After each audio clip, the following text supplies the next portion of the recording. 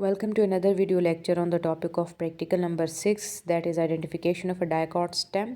हम अपने practical series में आज प्रैक्टिकल नंबर 6 डिस्कस करने वाले हैं, जिसमें हमें ये देखना है कि डाइकोट स्टेम को आप कैसे आइडेंटिफाई कर सकते हैं या इसके अंदर जाइलम फिलोएम कैसे अरेंज होते हैं, उनकी क्या अरेंजमेंट है, कौन कौन से स्ट्रक्चर उनको असिस्ट कर रहे होते हैं, या कौन सी चीज़ उनके लिए अननेसेसरी या ना भी हो तो बहुत अच्छा काम करते हैं, या कौन सी चीज़ उनके काम को अफेक्ट कर सकती है, यानी उसका होना बहुत ज़रूरी है। तो ये जो सारा टॉपिक है हमारा, ये तो आइडेंटिफिकेशन ऑफ डाइकोट स्टेम के हवाले से ही है, जहाँ हमने यही चीज़ डिस्कस करनी है। So let's start our lecture.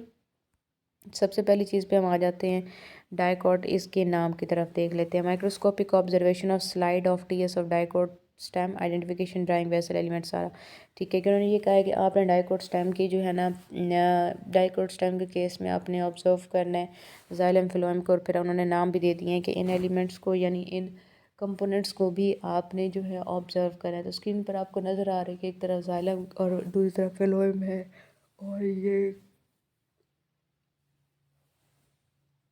Comparison में मौजूद है। ठीक है, इसके अलावा प्रेटिस आप देख सकते हैं कि स्लाइड्स हैं, स्क्लेरन में कॉमन कॉलम से कंपाउंड ट्यूब्स हैं, या प्रिपेयर करें स्लाइड्स को ऑब्जर्व करें।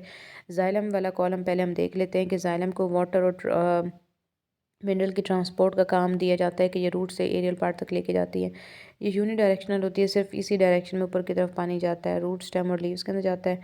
वस्कुलर बंडल जो होते हैं ना with phloem and gives mechanical strength to the plant. Vascular bundle जो फ्लोएम के साथ कनेक्टेड होते हैं ना, वो हेल्प आउट करते हैं, पुश प्रोवाइड करते हैं कि प्लांट को स्ट्रेंथ मिले या वाटर प्रेशर को वो मेंटेन कर सके। इसके अलावा दूसरी बात यह है कि टिब्यूलर शेप में कोई सेल वॉल नहीं होती, और इसके अलावा दूसरी चीज़ ये है कि ये डिफरेंट टाइप के आइडेंटिफिकेशन टेस्ट से पता चलता है कि कौन सी चीज़ है।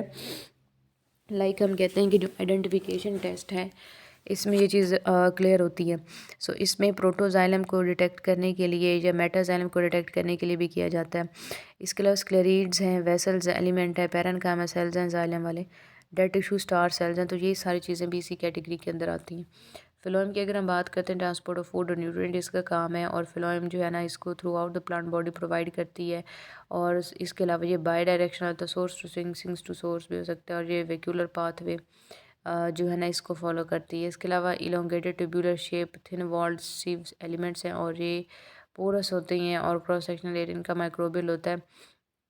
खैर, इसके अलावा सीव एलिमेंट्स और कंपेनियन सेल्स की अगर हम बात करते हैं, तो ये स्पेस बहुत ज़्यादा इनके पास है इंटरमीडिएटली, और ये लिविंग स्टैंडर्ड को जो है ना, लिविंग टिश्यूज़ को और डाउन लेकर जा रहे हैं। इसलिए बेटर है कि इन तमाम प्रिवेंटिव मेजर्स से, अभी जो मैंने आपको जाइलम और फिलोएम के डिफरेंसेस बताए हैं, ये ऐसे डिफरेंसेस हैं जो कि मल्टीपल टाइम्स आते हैं। सो आपने इनको ज़रूर अच्छे से पढ़ना है और समझना है।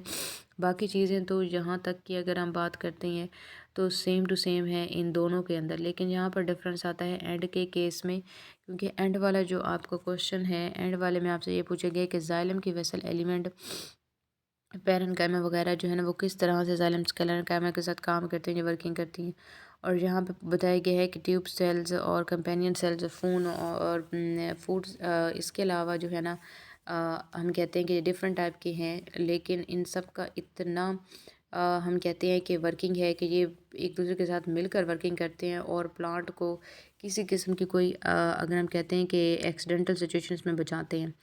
फिर ये हमारे पास प्रैक्टिकल इस तरह से आपने क्रॉस सेक्शन ले लेना है, और उसमें से चीज़ों को गुजारते चले जाना है सोल्यूशन को। इसी तरह ये एक चीज़ है जिसमें से सोल्यूशन को गुजारना है। ये वाली डायग्राम आपने बनानी है, ठीक है, ये वाली डायग्राम बनानी है, ऊपर वाली जो है ना वो नहीं बनानी, यानी ये वाली डायग्राम जस्ट आपने बनानी। आप देख सकते हैं कि इन होल है,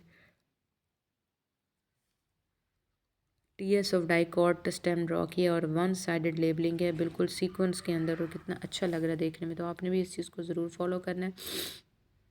इसके अलावा हम आ जाते हैं इसकी सैम्पल पेपर के ऊपर। अब ये दो तरह के टेस्ट उन्होंने दिए हैं, अगर आप देखें गौर से कि ये कहाँ से आया है, तो ये आपको नज़र आ रहा होगा, ये सारी सिचुएशन आपको नज़र आ रही है, तो ये चीज़ हुई है, ठीक है।